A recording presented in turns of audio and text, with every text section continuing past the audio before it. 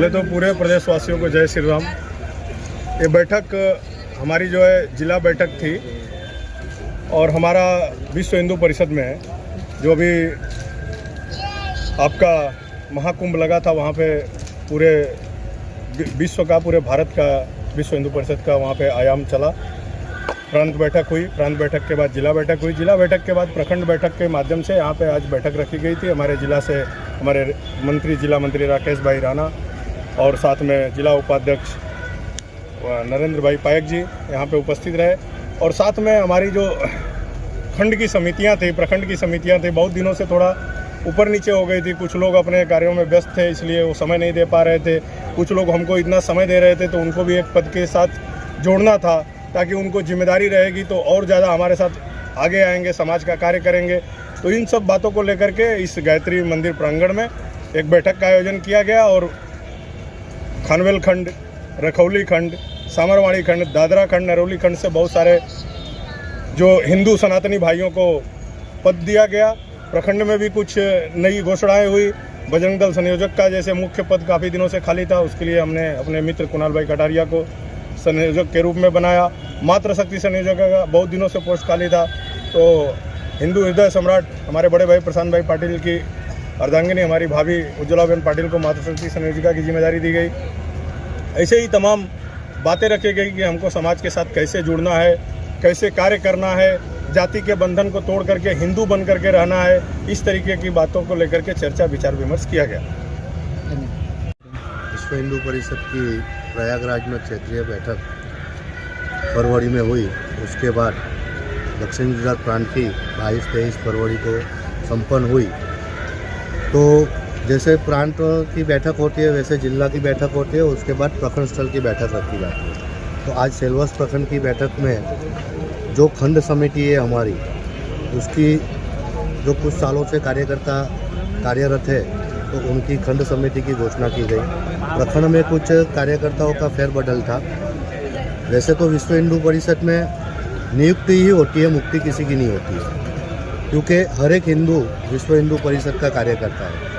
तो कुछ समय तक कोई कार्यकर्ता व्यवसायिक या अपने पारिवारिक कारणों से समय नहीं दे पाता है, तो स्वैच्छिक अपना दायित्व मना करता है और कार्यकर्ता के रूप में वो कार्य करता है।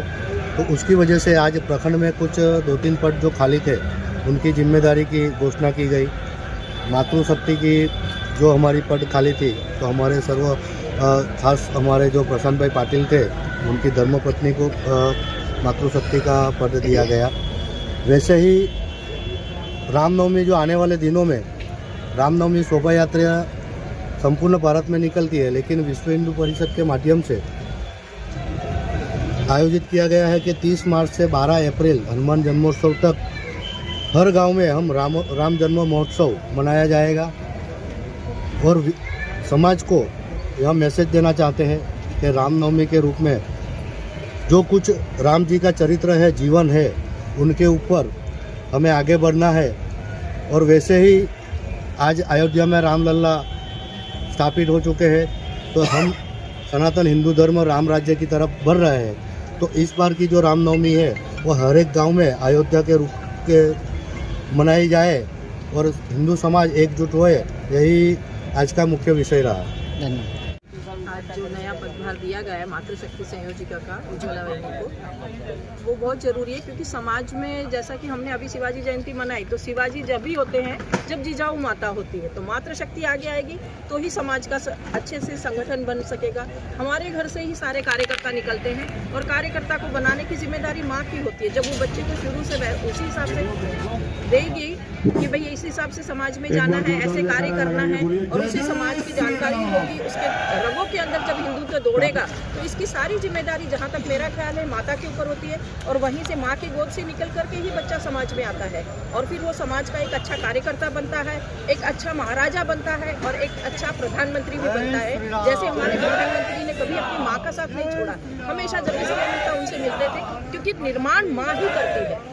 तो मातृशक्ति का होना बहुत जरूरी है और उन्हीं का पदभार आज दिया गया है। कोशिश करते हैं कि मातृशक्ति से जितना हो सके हमारे घरों में जो माताएं हैं उनको समझा सके कि वो सब जो आजकल भूल गई हैं अपनी संस्कृति को उसके बारे में जाने और अपनी नई पीढ़ी को उसके बारे में समझाएं कि हमारे क्या सनातन धर्म के संस्कार हैं और हमें कैसे कार्य करना है और हमारे बच्चों में क्या संस्कार होने चाहिए, जिनको कि आजकल आसानी से विधर्मी अपनी तरफ कर लेते हैं। तो वो अभी नहीं होगा जब हम उन्हें समझाएंगे हमारे समाज कि उनके जाने के बाद भी